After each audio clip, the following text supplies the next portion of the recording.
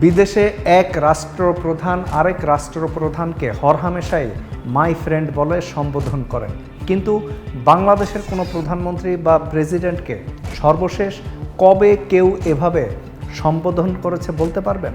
স্মরণ করতে পারবেন না।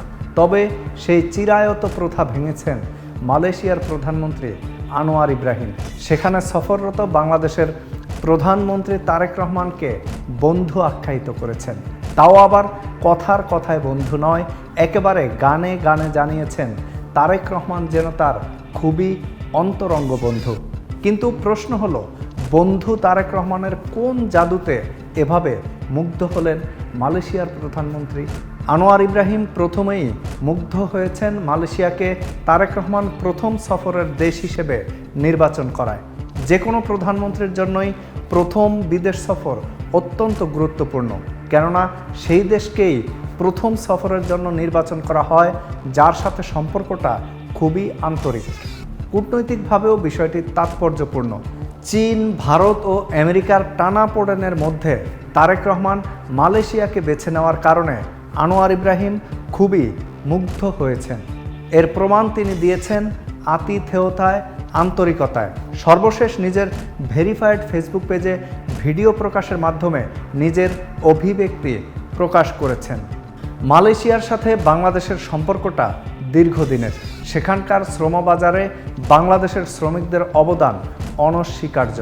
আজকের যেই আধুনিক মালয়েশিয়া তা গঠনে পরতে পরতে ভূমিকা রেখেছেন বাংলাদেশি শ্রমিকরা।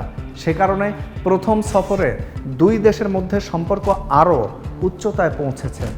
বসুন্ধরা টিস্যু, অশুদ্ধতার বিরুদ্ধে এক বিন্দুও ছাড় নয়। শ্রমবাজার নিয়ে দুই প্রধানমন্ত্রীর আলোচনাও হয়েছে। বাংলাদেশ মালয়েশিয়া যাতে আরও এগিয়ে যেতে পারে, দ্বিপাক্ষিক বৈঠকে সেসবের আলোচনাও হয়েছে। এতেও মুগ্ধ হয়েছেন আনোয়ার ইব্রাহিম। মালয়েশিয়ার সাথে এই অঞ্চলে অন্যান্য দেশেরও সুসম্পর্ক রয়েছে, তবে দুটি মুসলিম প্রধান দেশের সম্পর্ক অন্য সব দেশের চেয়ে অনন্য উচ্চতায় থাকবে, সেটিই স্বাভাবিক। ভারত, শ্রীলঙ্কা, নেপাল, ভুটান, চীন, মিয়ানমার এবং থাইল্যান্ড সহ অন্য দেশগুলো প্রতিবেশী হলেও সেগুলো মুসলিম প্রধান দেশ নয়। পাকিস্তান মুসলিম প্রধান দেশ হলেও সেখানে সেনাশাসন এবং জঙ্গিবাদ সহ নানা সমস্যা রয়েছে। সেজন্য দক্ষিণ এশিয়ার মুসলিম প্রধান দেশের প্রধানমন্ত্রীর সাথে আনোয়ার ইব্রাহিম বন্ধুত্বপূর্ণ সম্পর্ক গড়ে তুলতে চাইছেন, সেটাও তার মুগ্ধতার কারণ হতে পারে। বিশ্লেষকরা বলছেন, বাংলাদেশ দীর্ঘ 17 বছরের ফ্যাসিবাদী শাসনের কবলে থাকার পর গণতান্ত্রিক পথে হাঁটছে। গণতন্ত্র, সুশাসন ও উন্নয়ন সহ নানা ক্ষেত্রে এগিয়ে যাওয়ার প্রত্যয় ব্যক্ত করেছে বাংলাদেশ সরকার। আনোয়ার ইব্রাহিম এই বিষয়টিকে হয়তোবা সম্ভাবনা হিসাবে দেখছেন, সেজন্য তিনি বাংলাদেশের প্রধানমন্ত্রীর সৌজন্যতায় মুগ্ধ হয়েছেন। এছাড়া প্রধানমন্ত্রী তারেক রহমানের ব্যক্তিত্ব মালয়েশিয়ার প্রধানমন্ত্রীকে মুগ্ধ করতে পারে। তিনি অন্য অনেক সাবেক বা বর্তমান রাষ্ট্রপ্রধানের মতো নন। তারেক রহমানের ভদ্রতা অন্যদের চাইতে তাকে আলাদা করে তুলেছে। 16-17 ঘন্টায় সেসব বিষয় দেখে মালয়েশিয়ার প্রধানমন্ত্রী বন্ধু তারেক রহমানের মহা জাদুতে মুগ্ধ হয়ে থাকতে পারেন।